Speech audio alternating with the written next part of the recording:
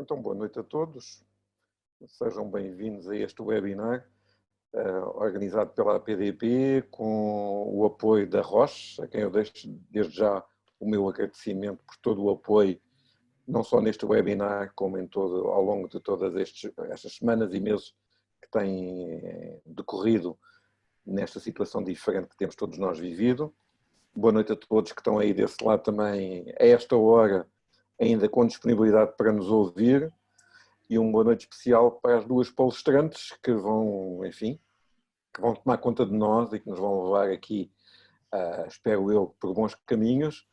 Hoje o tema que tinha ficado prometido num webinar há umas semanas atrás é que teríamos que falar também dos aspectos associados à nutrição e dos aspectos relacionados com a atividade física. Isto porque sabemos nós que também durante estas últimas semanas, quer os aspectos nutricionais foram muito alterados pelo confinamento e os aspectos da atividade física, provavelmente, para a maior parte de nós, também. E, portanto, tínhamos pedido à nutricionista Luciana Narciso e à fisiologista do exercício, Ana Rodrigues, para hoje partilharem connosco um bocadinho do conhecimento e, essencialmente, que estivessem disponíveis para as vossas perguntas, para as vossas questões, que ficariam para o final das duas apresentações. E, portanto, eu vou dar a palavra à nutricionista Luciana Narciso. Recordo que quem tiver perguntas para fazer pode utilizar aqui nesta ferramenta do Zoom que estão todos a utilizar. Existe um chat para quem tiver a versão em inglês, um bate-papo para quem tiver a versão portuguesa e que as vossas questões serão tentativamente respondidas no final. E, portanto, Lúcia, é consigo a partir de agora. Seja muito bem-vinda. Olá, boa noite. Eu vou tentar aqui partilhar a minha apresentação, ver se eu não me...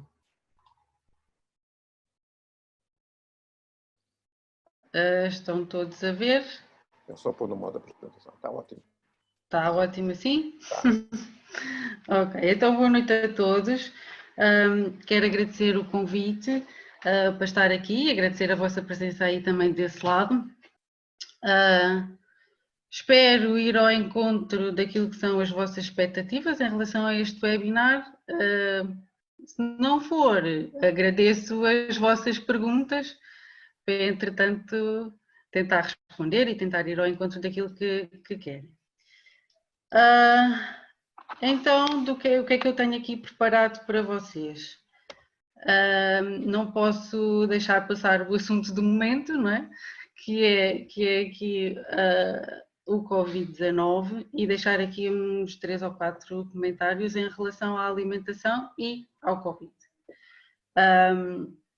Como sabem, isto é um contexto novo para toda a gente e a evidência que temos disponível é pouca, mas aquilo que se sabe ou que tudo aponta para que realmente não exista nenhum alimento em específico ou a necessidade de suplementação para prevenir ou ajudar no tratamento da Covid-19.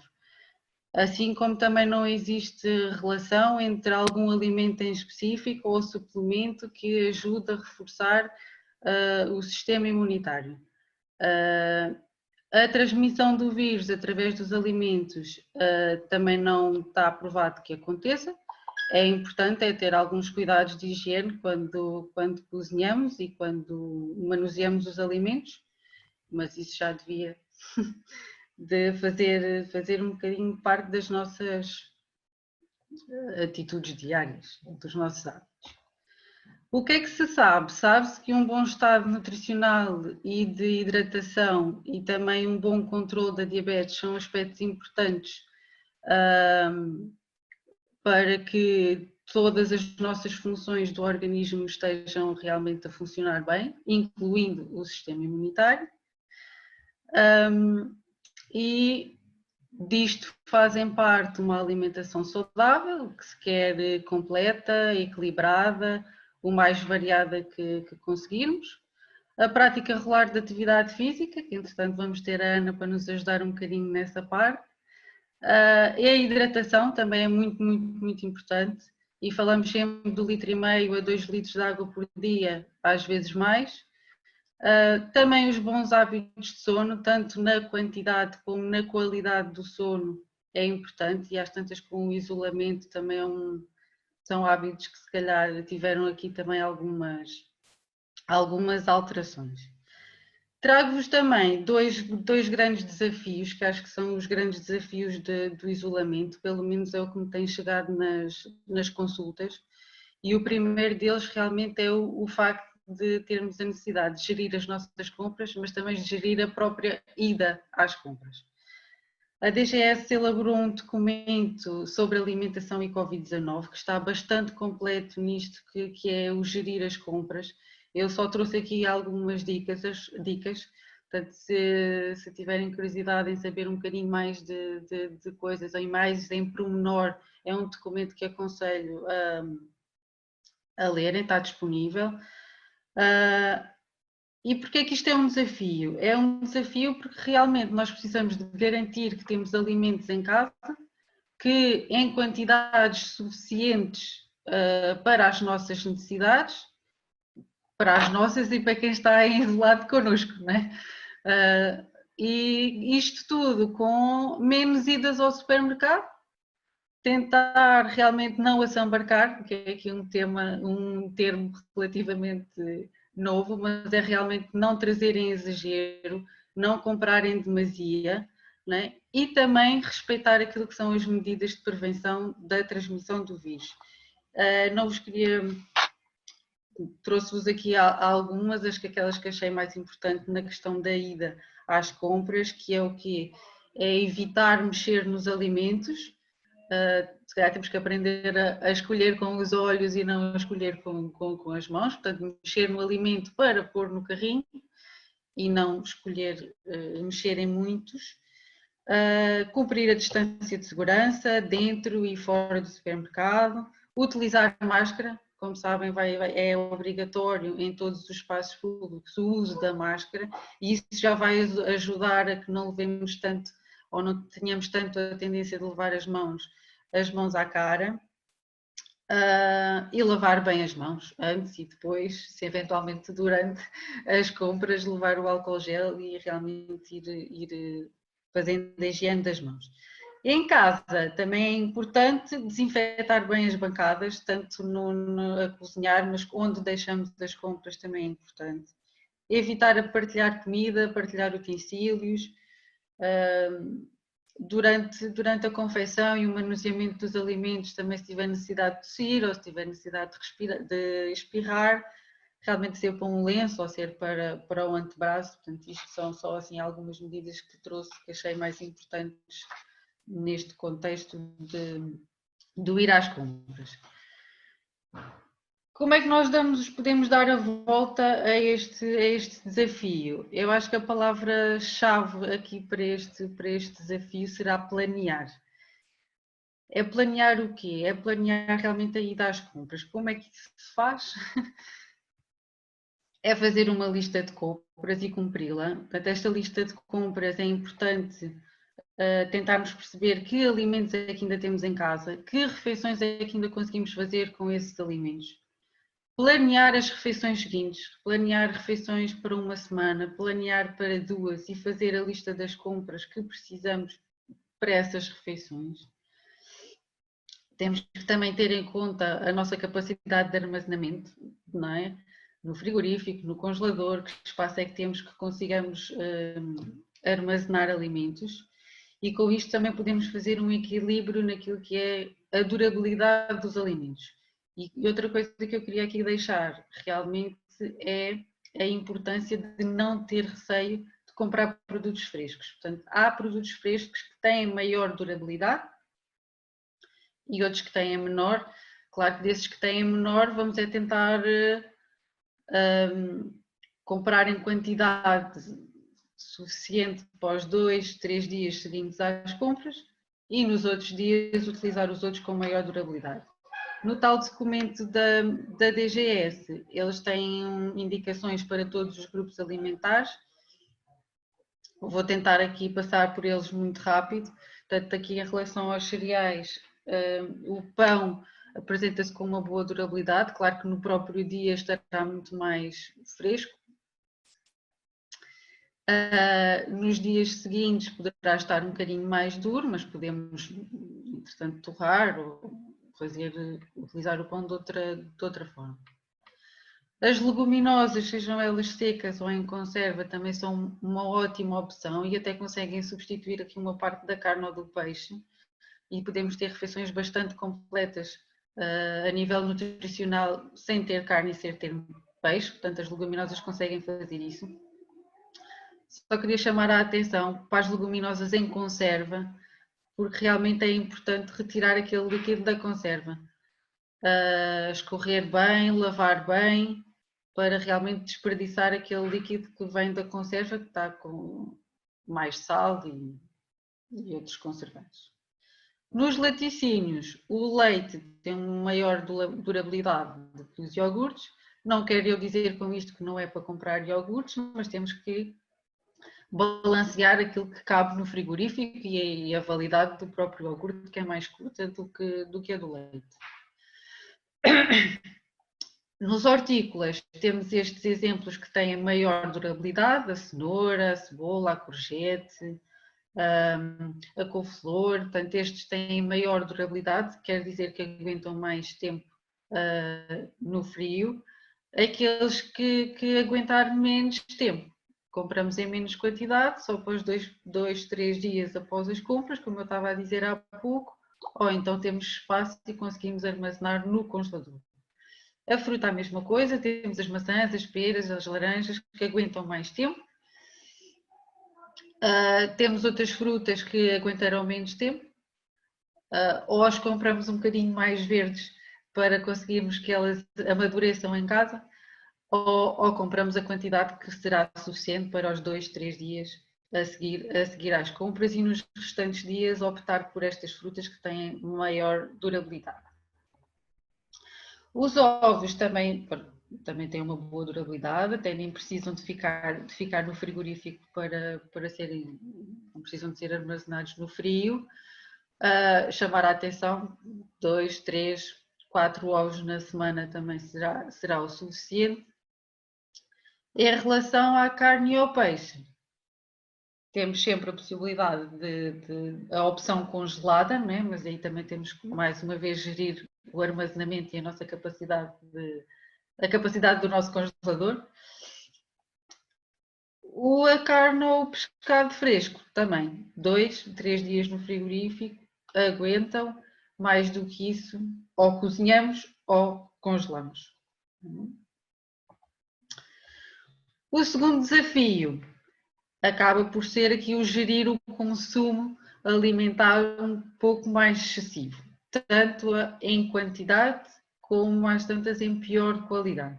E isto tem sido um feedback recorrente que temos tido nas consultas, é esta necessidade, assim, entre aspas, de petiscar. E era o que eu estava a dizer, portanto, o comer em maior quantidade e muitas vezes em pior qualidade também. Isto a juntar com menos atividade física, porque parecendo que já não há o deslocar para o trabalho, portanto, mesmo que eu não tenha nenhum tipo de atividade física regular, havia uma deslocação para o trabalho e isso deixou de existir com este isolamento. E estes dois fatores em conjunto é aumento de peso, é um descontrole também maior e mais difícil de controlar as glicémias. O que é que eu posso dizer como palavra-chave para este desafio? Só me ocorreu o tentar. Tentar o quê? Tentar distinguir aquilo que é fome e realmente estamos com fome ou estamos com vontade de comer e são duas coisas diferentes. Portanto, mesmo que não saibamos o que é isto de fome fisiológica ou fome emocional, acho que todos já passámos pela experiência de comer só pela vontade de estar a comer e não por termos fome. E aí pode ser que um copo de água possa ajudar antes de realmente irmos para a refeição. Outra coisa que pode ser é realmente despistar a hipoglicemia, porque a hipoglicemia também dá ali uma sensação de fome. Isto também passa por tentar manter a rotina das refeições e hidratar, porque às vezes também o sentir fome não é bem o sentir fome, é um sinal de sede, e daí eu estar a dizer que se calhar vamos beber um bocadinho de água antes de realmente comer. Não incluir também, ou tentar não incluir alimentos de tentação na lista das compras, e eu atrevo-me a acrescentar não incluir na lista nem no carrinho, né? Pode não estar na lista, mas ir para o carrinho na mesma e irem para casa na mesma. Portanto, é realmente tentar não levar para casa, porque se não há em casa, mesmo que nós nos lembramos, ou apetecia-me tanto comer isto ou aquilo, não havendo em casa, é mais fácil o não comer. E depois também tentarmos pensar em alternativas àqueles snacks mais salgados, aos snacks mais doces, aos snacks mais engordurados. E foi isso que também vos tentei trazer aqui. Vamos lá tentar pensar em alternativas. Pode parecer aqui um bocado contraditório, aqui os frutos oleaginosos, porque realmente são frutos que são bastante ricos em gordura, e eu estava mesmo a dizer, vamos lá evitar os snacks engordurados, mas estes frutos têm uma gordura de ótima qualidade e temos é que lhes dar tempo, porque eles são bastante saciantes, temos é que ter cuidado com a quantidade, mas se realmente lhes dermos tempo, eles são saciantes. Portanto, estou a falar de 2 ou 3 nozes dia, 8, 9, 10 amendoins, isto se calhar serve para um snack para aquela altura em que realmente temos vontade de comer, e se ficarmos por aí, no final de algum tempo, vamos realmente ficar um bocadinho mais saciados. Se entretanto abrimos o pacote e não descansamos enquanto o pacote não acabar, isto não será uma alternativa. Não é? Para aquela necessidade de comatar algo mais doce, temos a opção das gelatinas sem adição de açúcar. Também podemos fazê-las em casa. Algum chá que gostem, juntando aquelas folhas de gelatina transparentes, também vão ficar com esta consistência e com o sabor do chá que gostam, ou mesmo uma gelatina de compra sem adição de açúcar. Outra alternativa também se passa por uma adição aqui da proteína, com o ovo ou com queijo, à semelhança ali dos frutos secos, dos frutos oleaginosos. Também temos que ter cuidado com a quantidade, porque não tendo hidratos de carbono vão ter alguma proteína e também têm gordura, portanto são saciantes naquela quantidade que será o QB. E depois não podia deixar de falar nos vegetais crus, e atrevo-me a dizer que porque não cozinhados também. Portanto, há quem goste muito da cenoura, quem goste muito do pepino, mas porque não também preparar uma salada e porque não comer um prato de sopa, por exemplo, porque entretanto os alimentos mais quentes também saciam mais do que os frios, também pode ser aqui uma boa ajuda. Em género de alternativa ou de algum tentar contornar estes apetites fora das refeições, será realmente tentar escolher nas refeições alimentos que sejam mais saciantes. E aí estamos a falar em alimentos mais ricos em fibra, começar as refeições com a sopa também ajuda bastante. E aqui alimentos com mais fibra, estamos a falar num pão, por exemplo, mais escuro, com uma farinha mais integral, estamos a falar nas leguminosas, como opção para acompanhamento das refeições, na batata doce, que acaba por também ter mais fibra em relação à outra, portanto acabam por ser fontes de hidratos de carbono também mais saciantes e com uma absorção também mais lenta. Não podia deixar aqui de puxar aqui a brasa à minha sardinha, digamos assim, e falar-vos aqui um bocadinho daquilo que é a contagem dos hidratos e relembrar que realmente a contagem dos hidratos é importante, não só para não termos respostas altas após a refeição, mas também para minimizarmos aquilo que é a variabilidade dos valores. Portanto, a contagem assume aqui um papel importante no controle da glicémia. Estamos mais tempo em casa, para não dizer o tempo todo, não é? Porque não aproveitar e realmente treinar aquilo que é a contagem dos hidratos e treinar com aqueles instrumentos que normalmente não temos tempo no nosso dia a dia ou que achamos que não temos tempo. E que instrumentos são esses?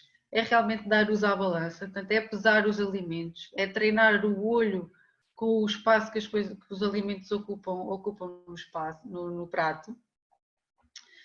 É utilizar as listas de alimentos que têm disponíveis ou outra fonte de informação que seja credível. É ler os rótulos dos alimentos que os têm, normalmente alimentos embalados, e também seguimos por aí. E a bendita da calculadora só para ajudar aqui a fazer as contas todas. A lembrar também que, desculpem, a lembrar também que a mesma quantidade de hidratos de carbono pode não ter o mesmo efeito na glicemia.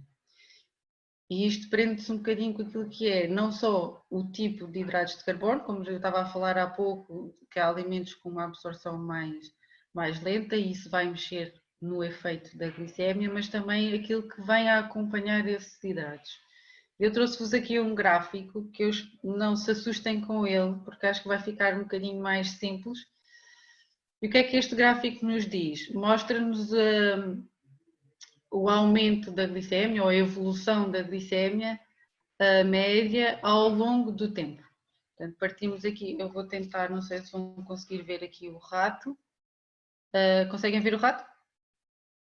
Ok, então partimos aqui do momento zero de qualquer glicémia, pronto, qualquer glicémia de partida e temos aqui os 30 minutos, 60, portanto ao longo do tempo, como é que evolui a glicémia mediante as diferentes refeições. E que diferentes refeições são estas?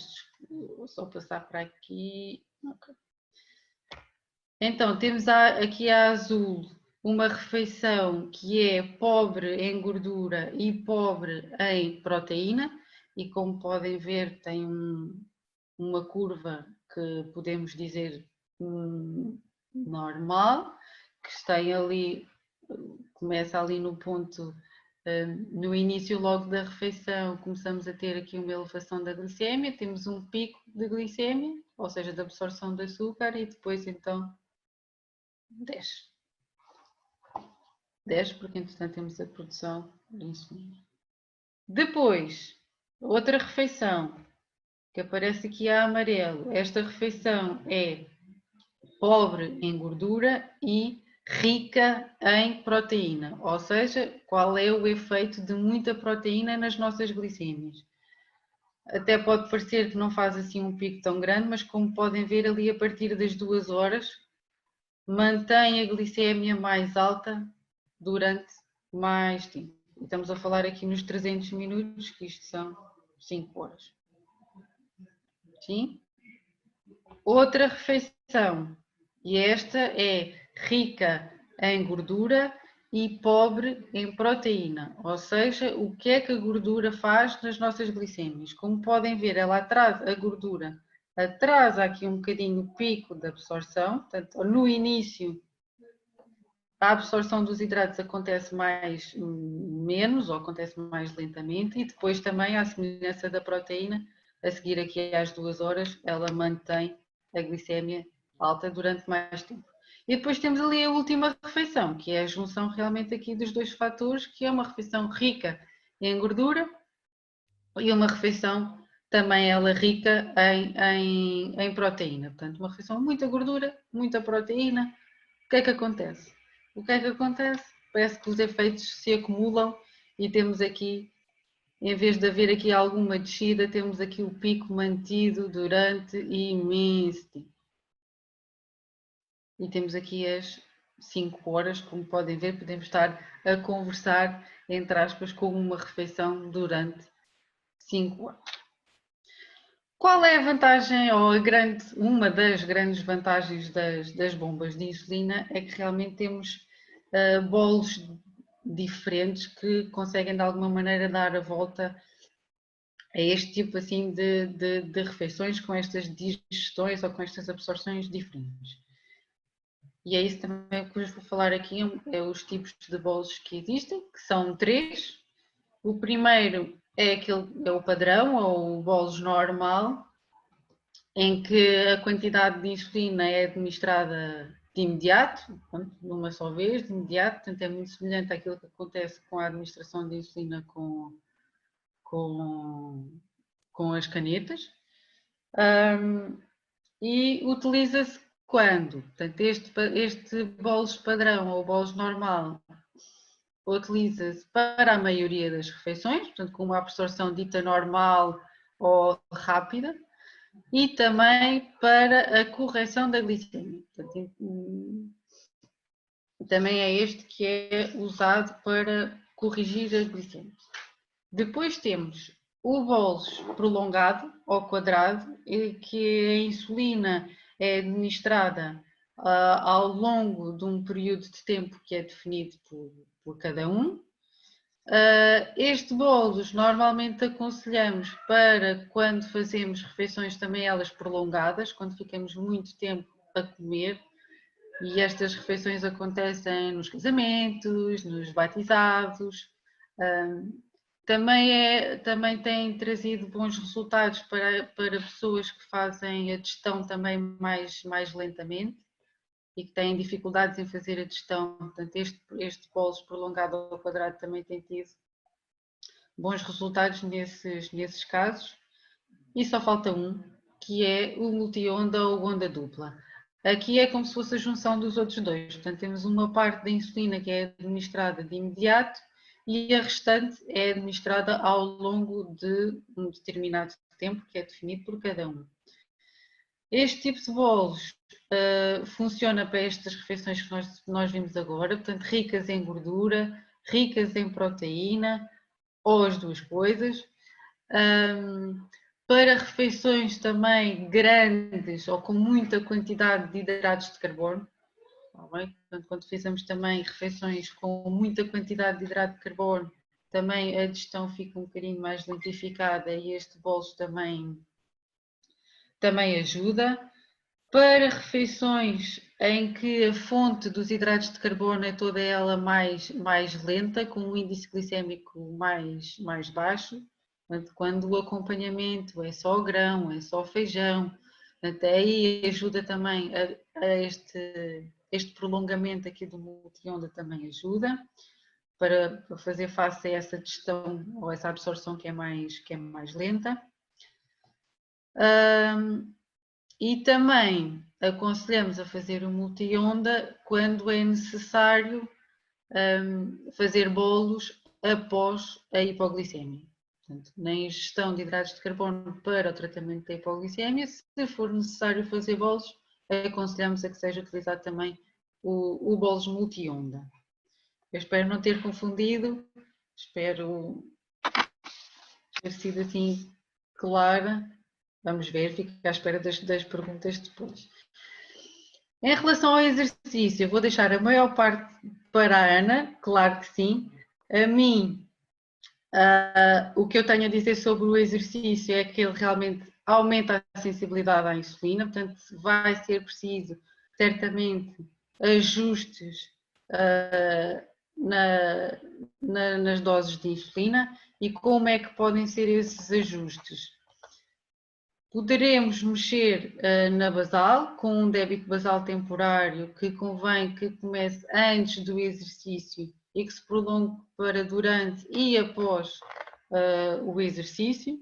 Também podemos ter a necessidade de mexer no bolos, eventualmente reduzir o bolos da refeição anterior. Às vezes também é preciso na refeição seguinte, ou não diria até a maior parte das vezes. E depois também pode haver a necessidade de haver reforço com hidratos de carbono, e estes assim, hidratos de carbono extra. A lembrar que com valores iguais ou superiores a 250 e os corpos tónicos positivos, é para não fazer exercício, temos os corpos tónicos para corrigir. Portanto, não é de todo aconselhado a fazer o exercício nesta situação. E assim termino. Agradeço a vossa atenção. Deixo aqui também o meu mail para qualquer dúvida que tenham, também me podem contactar por aí. E obrigado. Espero ter sido clara. Obrigado, Lúcia. Acho que sim. Vamos ver se surgem questões. Devo dizer que já vai ter uma para o final, que é como é que a pessoa faz um snack com 8 amendoins. Foi uma das discussões que já passou por aqui. Dá-me Okay. ideia que não é suficiente. Não é suficiente. Não é suficiente pelas reações de algumas das pessoas que estavam aqui que estão aqui no chat. É como eu digo, é preciso dar tempo. Para os amendoins Mas crescerem. pronto, cá dentro. Muito bem.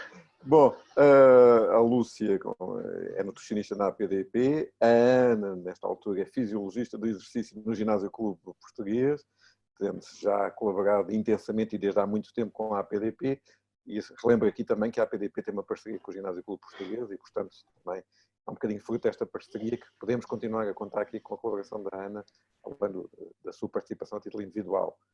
E, portanto, esperamos que a Lúcia consiga agora tirar a partilha do ecrã, por um lado, para que a Ana, enfim, possa começar. Ana, muito obrigado mais uma vez. Boa noite.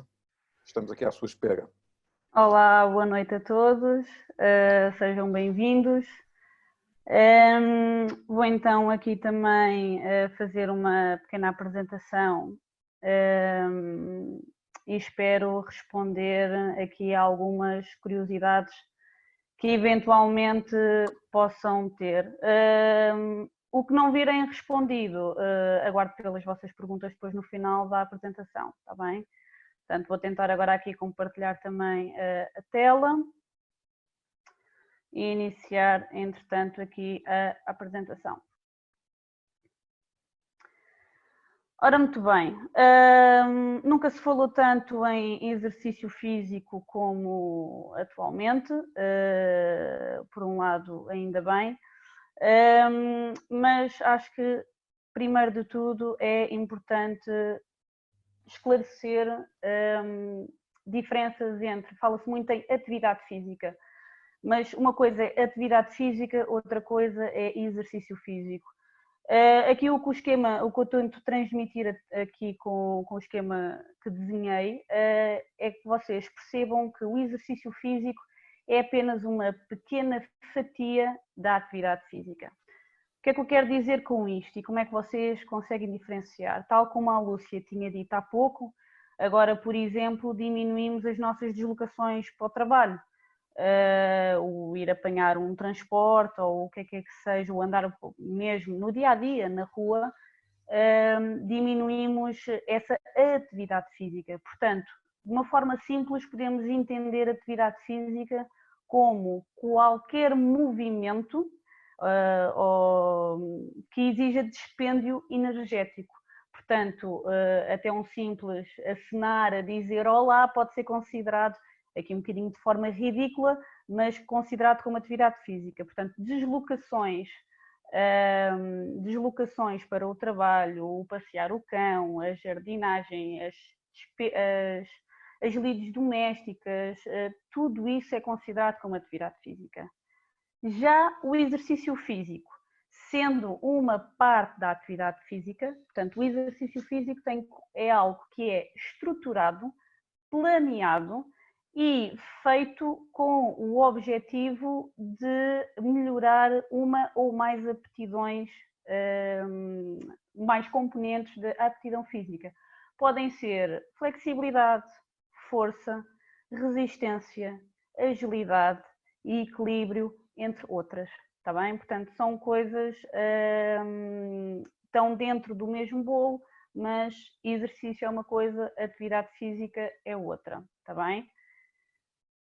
Porquê esta diferença? Porque é que é importante? Ora, oi. Portanto, é importante aqui por causa dos benefícios do exercício físico.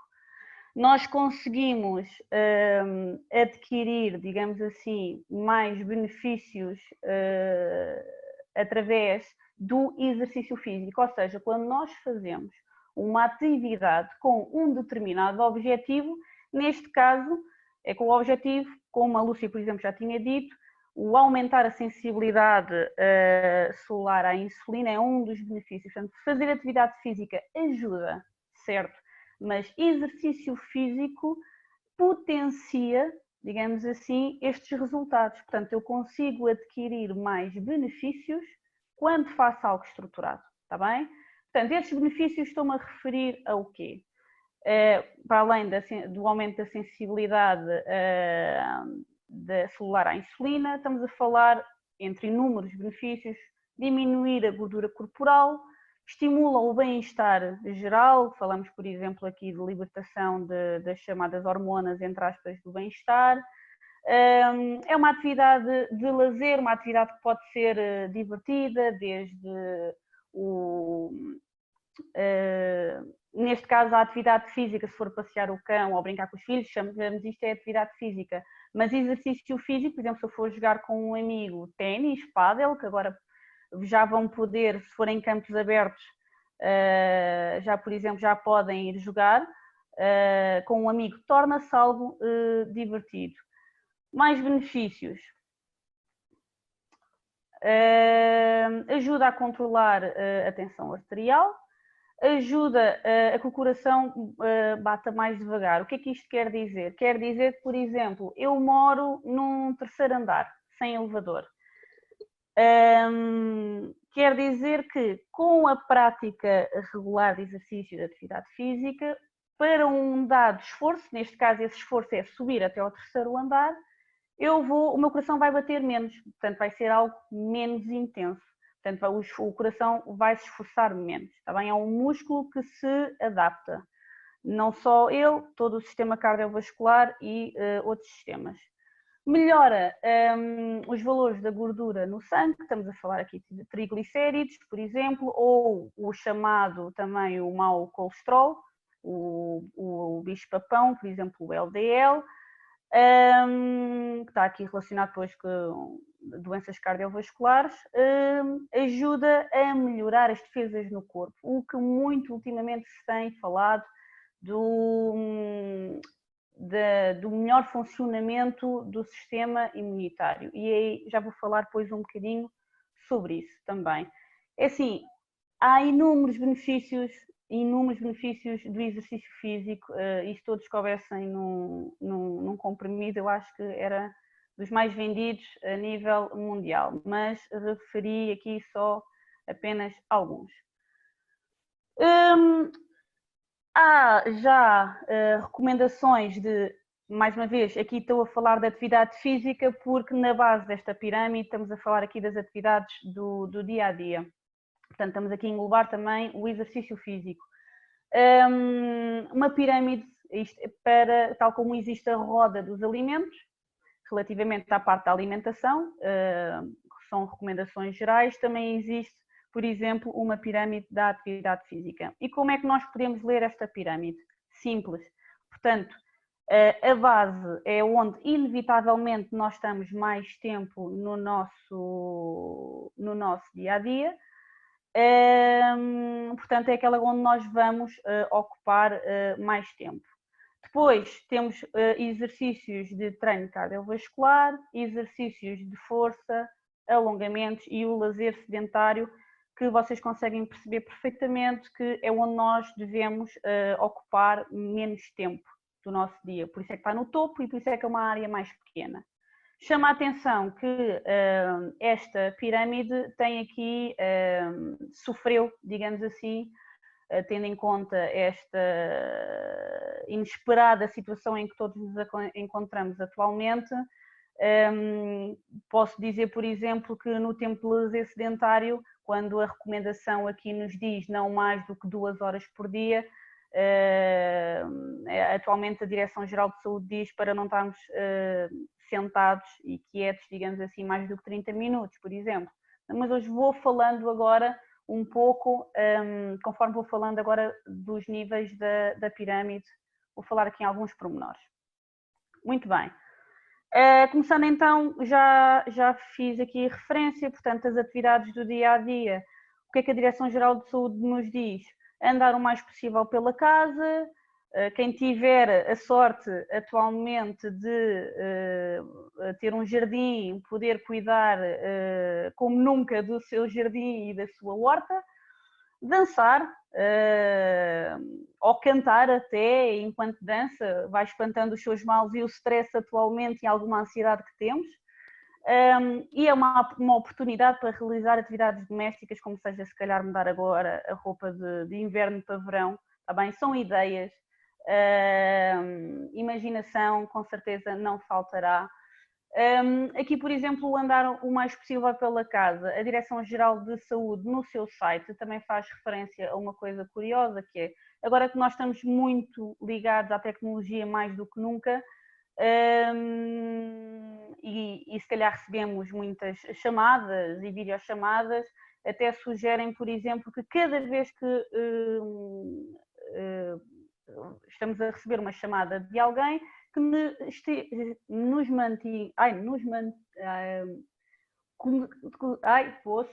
isto está, ok, que estejamos de pé a andar pela casa, está bem? Portanto, é aproveitar para andar de um lado para o outro, está bem? Ou seja, no fundo, mais uma vez, é evitar o tempo sentado. Relativamente ao exercício cardiovascular, e aqui estamos a falar de coisas como, atualmente fala-se muito sobre o caminhar, sobre a corrida, sobre eventualmente até o andar agora de bicicleta.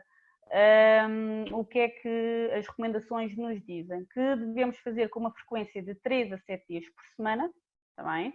Aqui um pormenor de que não devemos estar mais do que 2 dias sem fazer atividade física. Portanto, se, por exemplo, a pessoa optar por fazer 3 dias por semana, poderá ser, por exemplo, segunda, quarta, sexta, ficando parado sábado e domingo, e depois fazer, ou então, por exemplo, terça, quinta e sábado e para domingo e segunda. E respeitamos então os 2 dias de pausa.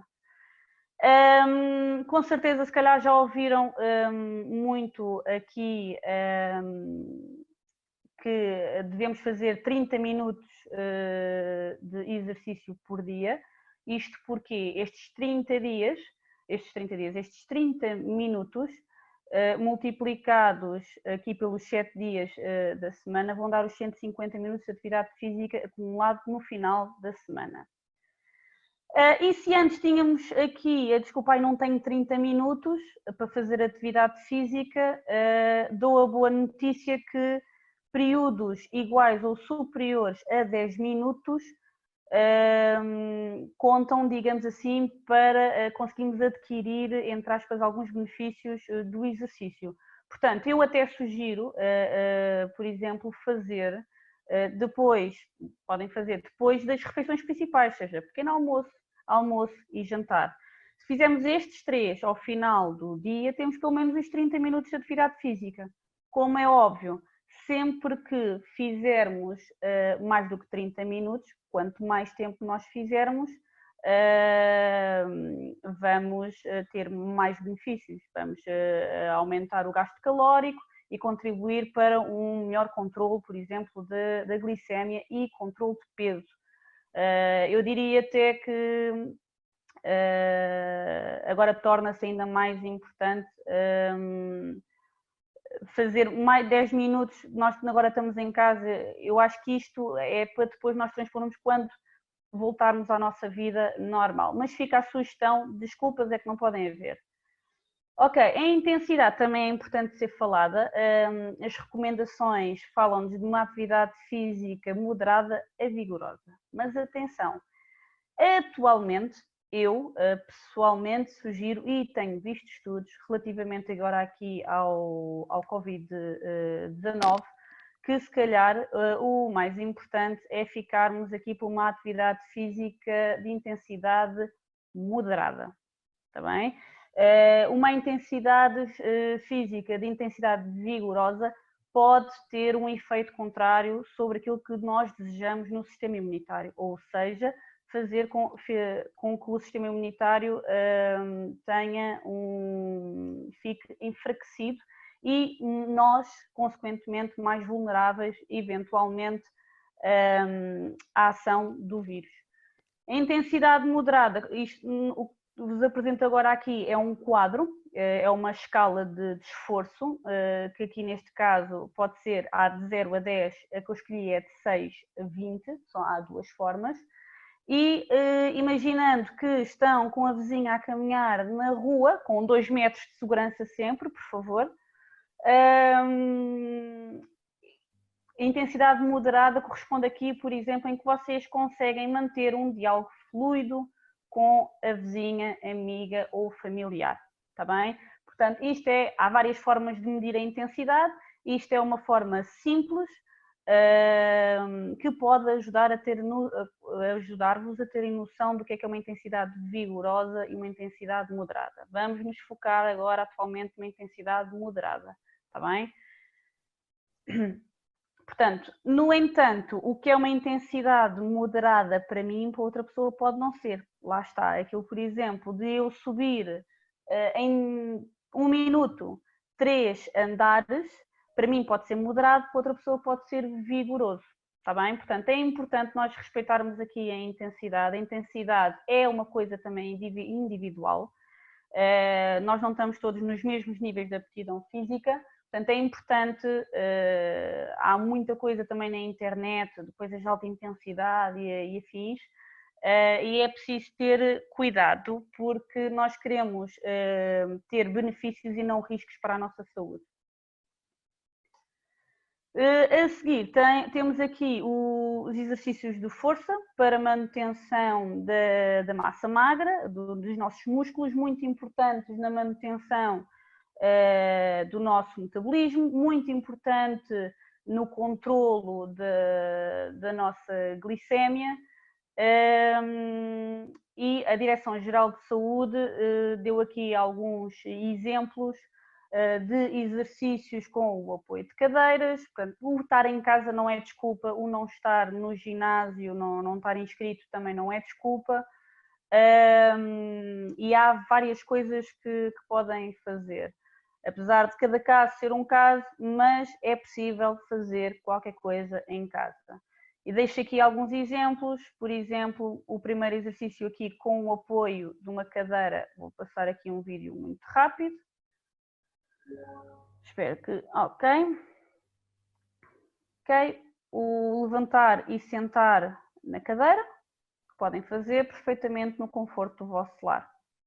Quem tiver mais facilidade pode tirar a cadeira, imaginar que tem a cadeira atrás, como, vou passar se calhar mais aqui mais uma vez, com uma amiga imaginária e realizar o exercício. Oi. Ele aqui voltou para trás e a gente não quer. Ok. Depois, com garrafas de água para fortalecimento depois aqui das costas e dos braços. É outro exercício possível. É apenas um exemplo, há muitos outros. Ok. E depois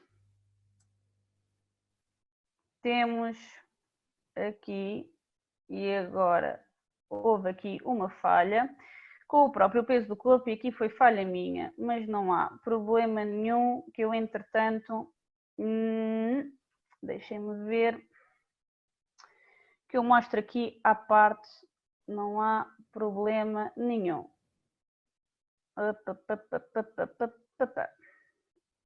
Ok? Com o próprio peso do corpo, também as chamadas flexões, e temos música e tudo de fundo, que anima sempre um bocadinho o nosso exercício.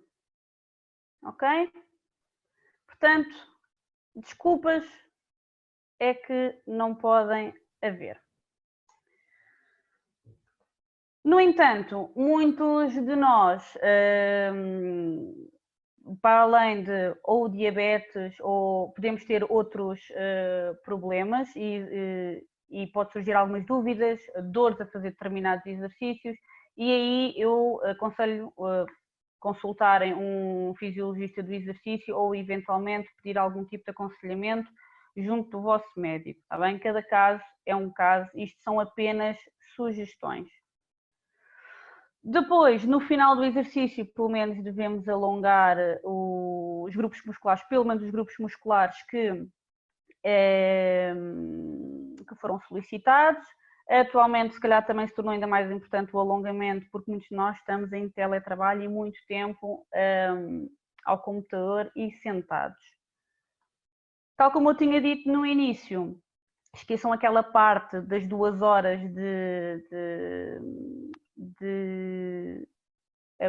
no máximo acumulado de lazer sedentário, exatamente porque estamos num contexto completamente diferente e o que a Direção-Geral de Saúde diz é evite estar mais do que 30 minutos seguidos numa posição de sentado, reclinado ou deitado. Portanto, quanto menos tempo estivermos sentados, melhor. Desculpa para levar o lixo, inventem desculpas para se mexerem, façam receitas saudáveis e estejam mais tempo, por exemplo, em pé. Foi uma das coisas que eu, por exemplo, fiz. Portanto, fica aqui a sugestão. Depois, quem for fazer exercício, é sempre importante avaliar a glicemia antes e depois da sessão de treino.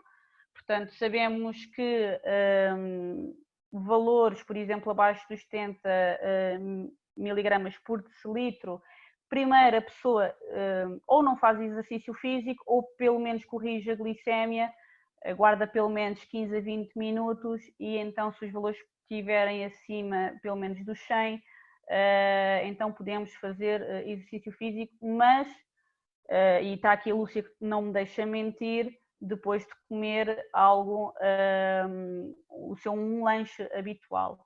Outros cuidados, levar açúcar sempre, como é óbvio, no caso de uma hipoglicemia, e vestir roupa confortável que permita a liberdade de movimentos, como é óbvio, utilizar calçado adequado e confortável. Este calçado, ténis, que permita que o pé se espalhe todo no ténis, liberdade nos seus dedos é também importante.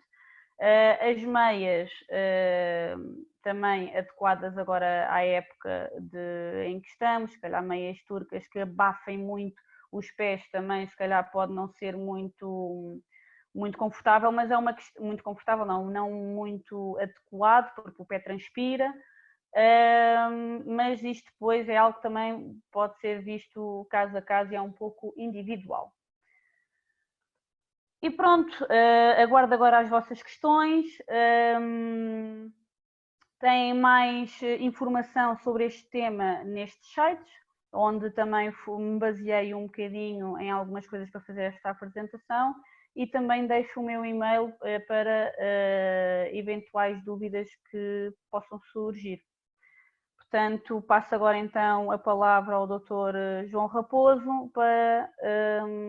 vou deixar aqui só, eu interromper aqui o compartilhamento e deixo a palavra ao Dr. Raposo para que comecemos então a responder algumas Para que nos encha de perguntas. Exato.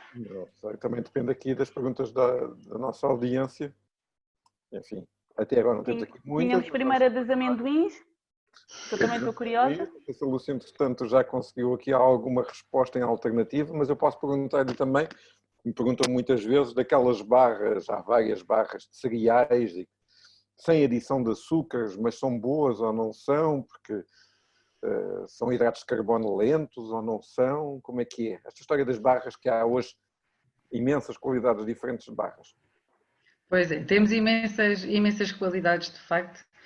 Umas não têm açúcar adicionado, outras serão ricas em proteína e aí teremos que ver se vale a pena ou não. De qualquer maneira, habitualmente o cereal que é utilizado nessas barras é um cereal que é mais processado portanto não será uma boa opção, mesmo aquelas que têm ou que não têm adição de açúcar. E aquelas que têm frutos secos, tipo passas e... Aí não temos açúcar adicionado, mas temos o açúcar da própria passa, que não deixa de ser a fruta desidratada. Portanto, em termos de concentração, acaba por se calhar até ter... São mais concentradas na frutose da fruta do que propriamente a fruta que lhes deu origem. Uhum. Portanto, também não diria que seria assim uma boa opção. Em relação aos amendoins, é como eu disse, é mesmo dar tempo aos amendoins e aos outros.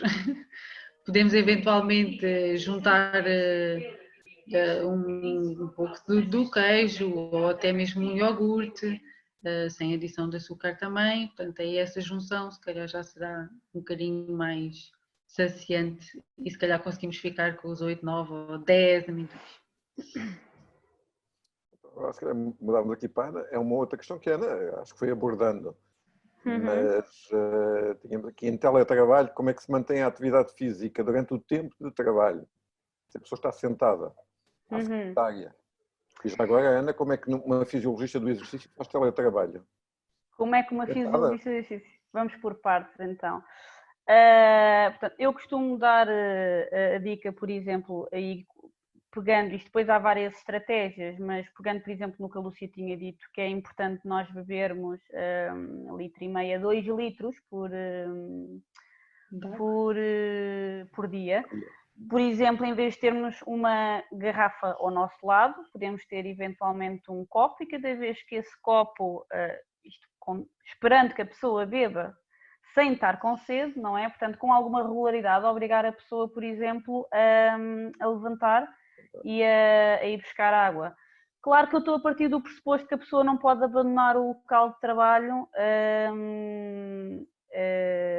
durante as suas horas. Agora, se a pessoa, por exemplo, tiver um intervalo de almoço ou que tenha alguma flexibilidade no seu horário, eu, por exemplo, estou a dar treinos a pessoas que estão muitas vezes no seu intervalo e posso gerir o tempo entre meia hora a 1 hora com a pessoa e atualmente eu até sugiro quem está em teletrabalho de fazer atividade física exatamente no seu intervalo, se possível. Será sempre o ideal porque acaba por quebrar ali um bocadinho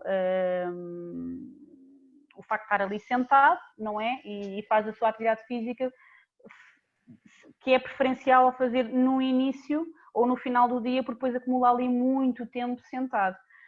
Isto agora é tudo uma questão de estratégia e também tinha referido ali, por exemplo, se alguém ligar, se possível a pessoa levanta-se e fala ao telemóvel de pé. Como é que a Ana dá... Como é que faz o teletrabalho? Qual é o teletrabalho de uma fisiologista do exercício? Atualmente há várias hipóteses, mas atualmente a preferência recai sobre as videochamadas e estar a dar treino por videochamada às pessoas e pronto, e fazemos as coisas em segurança. Atualmente é o ideal enquanto não podemos andar tão seguros lá fora. É a demonstração que nem todo o teletrabalho é sentado à secretária, na verdade. Exatamente. Sorte é minha. Muito bem. Agora voltamos aqui à nutrição. Exemplos de hidratos de carbono extra que se podem consumir antes do exercício físico, para prevenir a hipoglicemia durante o exercício. E quando se diminui o bolos, que tipo de percentagem de diminuição é que costuma ser aconselhada? Ok, então para hidratos de carbono extra antes do exercício convém que realmente sejam hidratos com uma absorção um pouco mais rápida e aí normalmente aconselhamos fruta ou sumo de fruta, normalmente andamos por aí, em termos de quantidades, depois também vai depender um bocadinho da glicemia que a pessoa tem antes do exercício e assim deverá comer um pouco mais ou um pouco menos. Em termos de percentagem de redução de bolos, depende muito de cada um e da reação de cada um ao exercício. Portanto, normalmente isso são ajustes que vamos fazendo em consulta com a equipa. Portanto, se querem começar, ou se já estão a começar e a experimentar alguma coisa, em termos dessas percentagens, falem connosco e nós ajudamos de uma forma mais individual, porque realmente cada um reage de maneira diferente e precisa de Posso acrescentar percentagens também aí diferentes. que na verdade, enfim, nós tentamos olhar para o padrão, enfim, hoje em dia é possível, enfim, muitas das pessoas, a maior parte das pessoas que estão aqui têm alguma monitorização contínua da glicose e isso permite percebermos bem que tipo de reação tem a atividade física e também aos alimentos que comem antes e às refeições que fazem. E ajustamos a partir daí normalmente em equipa também. Ora, Ana, uma das perguntas que surge muitas vezes e que surgiu no outro webinar, onde é que as pessoas podem ir buscar vídeos de exercícios? Os vídeos de exercícios, há algumas sugestões no final da apresentação que eu fiz, eu coloquei exatamente alguns sites e se as pessoas explorarem um pouco lá, há vários exercícios. No final, no último slide, okay. Portugal sem diabetes. O webinar está a ser gravado e, portanto, fica também depois disponibilizado para quem não teve a oportunidade, enfim, de anotar, enfim, terá a oportunidade depois de consultar no site da APDP. Okay. Depois tínhamos aqui uma pergunta, voltando agora para o lado da nutrição, sobre manteiga de amendoim. Enfim, se não é uma boa alternativa ao creme vegetal para barrar. Isto pela quantidade de amendoins, não é? Isto vai ficar assim gravado. É o webinar do amendoim. É o webinar do amendoim. Não, há também várias manteigas de amendoim disponíveis para comprar, não é? Muitas delas têm adição de outras coisas e não só de amendoim, portanto, em termos de qualidade, no momento da compra é importante ver a lista dos ingredientes e ver que está lá só amendoim, para termos a certeza que é uma boa manteiga de amendoim. E sim, é uma boa alternativa ao creme vegetal, em quantidades moderadas, como o creme vegetal também deve ser. Ok, mudamos, mantemos este ping-pong, passamos para o lado da atividade física ou do exercício. E a pergunta que vem é, enfim, na era antes do Covid, a Organização Mundial de Saúde aconselhava a fazer pausas ativas de 10 minutos por cada 2 horas sentadas. E, portanto, era aquela recomendação, enfim, 2 em 2 horas a pessoa levantar-se, fazer algum tipo de atividade. Ana, que tipo de exercícios sugere para ajudar a mobilidade, nomeadamente para evitar as pernas inchadas? Isto, o facto de estar sentado muitas horas, tem essa tendência realmente. Pois, é normal. Estava a aconselhar alguma coisa que mais especificamente para as pernas e com pausa de 10 minutos. Com pausa de 10 minutos é assim, isto depois é preciso perceber porque é que a pessoa tem as pernas inchadas. Não há uma resposta direta, mas sabemos que o movimento ajuda à circulação e ao retorno venoso. Portanto, será importante, se a pessoa tem 10 minutos de pausa, o próprio andar será para já, sem saber mais nada, será uma boa alternativa. Uma boa hidratação também será importante, porque isto pode representar, por exemplo, uma retenção de líquidos por parte da pessoa. Portanto, as duas coisas aliadas poderá ajudar. Não há uma resposta, porque poderão haver outros motivos pelo facto da pessoa ter pernas inchadas. Não vou entrar aqui noutras coisas, como por exemplo meias de descanso e afins. Posso dizer que o próprio andar faz com que haja uma coisa que se chama sistema de bomba muscular, que é por exemplo, os gêmeos, portanto a barriga das pernas, por exemplo, o facto de haver movimento, o músculo ao contrair vai fazer pressão sobre os vasos sanguíneos e facilitar o retorno venoso.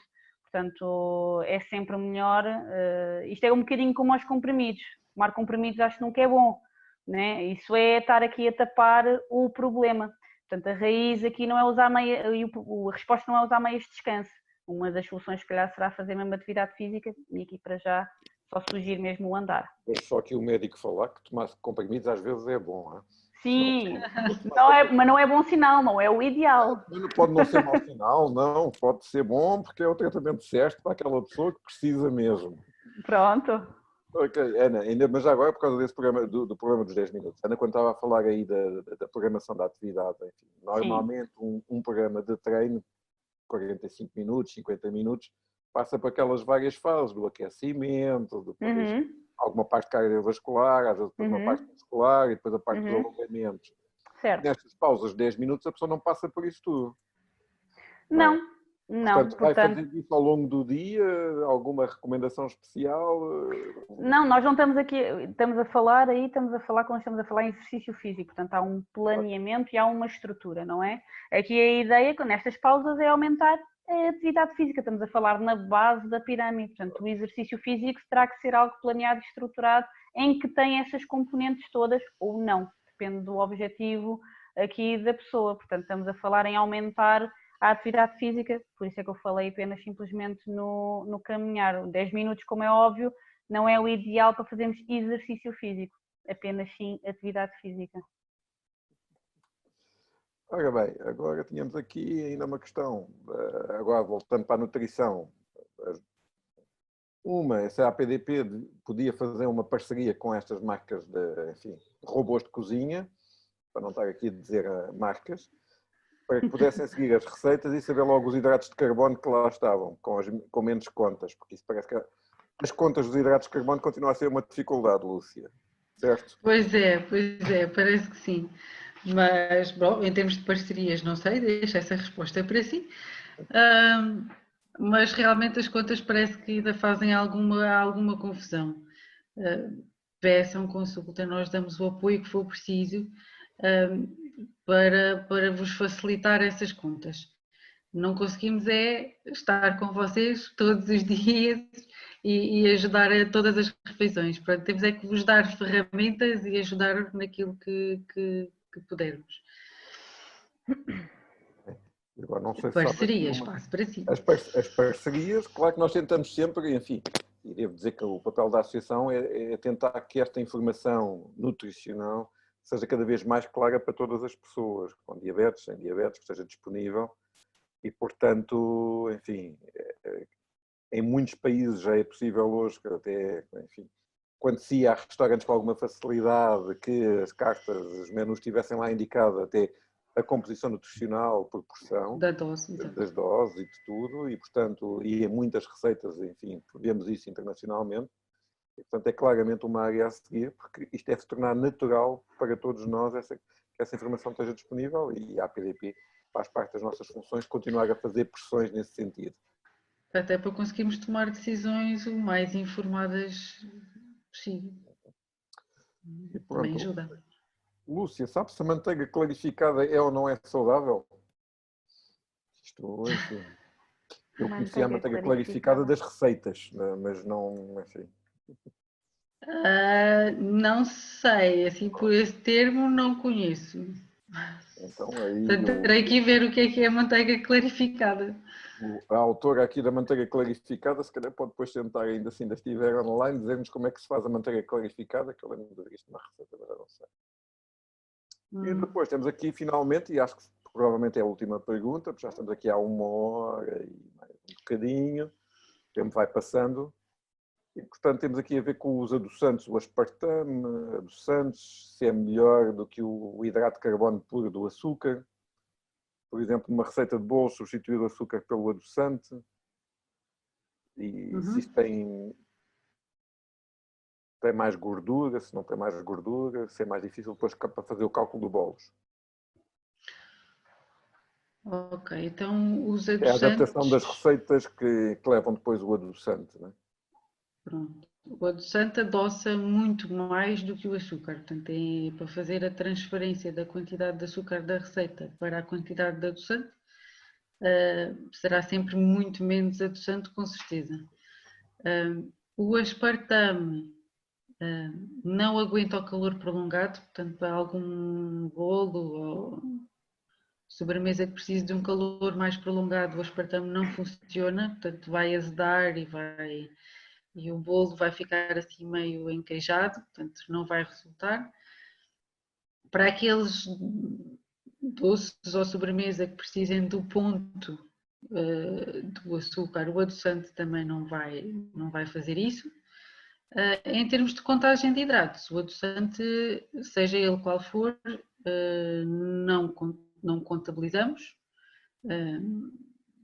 No entanto, não deixa de ser um químico, portanto temos que ter aqui atenção às quantidades e no dia a dia, para pôr no café ou no leite, até é preferível não pôr nada.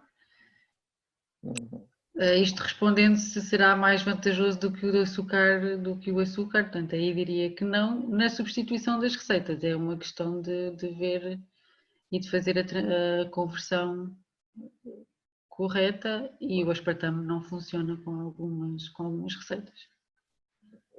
Já agora, a manteiga clarificada, alguém estava aqui a escrever que é a manteiga ghee, eu não sei como é que isto se diz, mas também, enfim, o amigo Google também já me deu aqui a ajuda e, portanto, é um processo que substitui, fica só mesmo a parte da gordura da manteiga, portanto, tira tudo o que ainda restava de proteína e de água, portanto, é uma gordura, é a parte mesmo de gordura da manteiga e fica também com um ponto de fusão um bocadinho mais alto. Mas, portanto, é gordura mais pura da manteiga.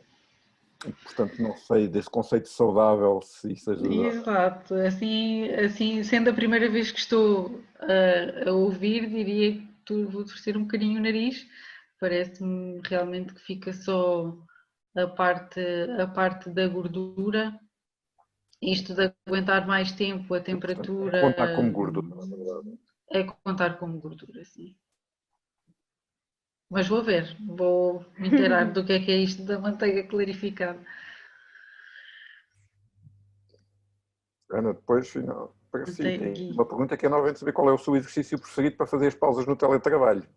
Eu penso que não será no seu teletrabalho, porque se o seu teletrabalho em atividade física, as suas As pausas da Ana é sentada. devem estar sentada. Não, o facto de estar a fazer, muitas vezes demonstro os exercícios aos alunos, mas eu própria também preciso fazer, portanto, eu não estou sempre em atividade física, não é? E inevitavelmente também tenho passado muito tempo, muitas vezes sentada. No meu teletrabalho, muitas vezes também a elaborar planos, passo muito tempo sentada, não é só a dar.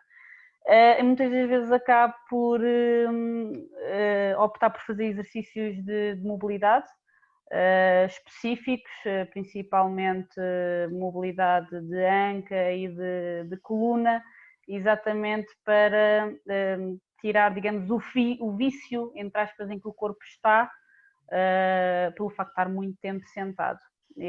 Isto são coisas às vezes que podem demorar 5, 10 minutos, depende às vezes do desconforto. Isto atualmente é a minha pausa favorita. Quando tenho mais tempo depois e um intervalo maior, então faço mesmo o meu exercício e o meu treino diário.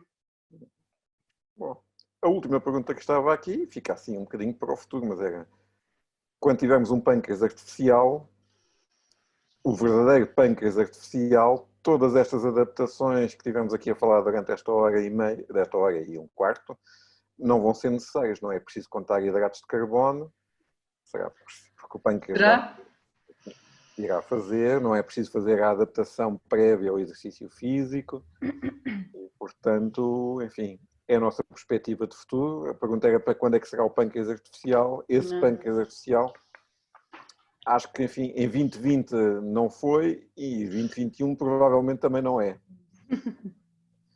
E, portanto, não sei se querem fazer algum comentário, Lúcia ou Ana, se querem deixar alguma palavra de despedida.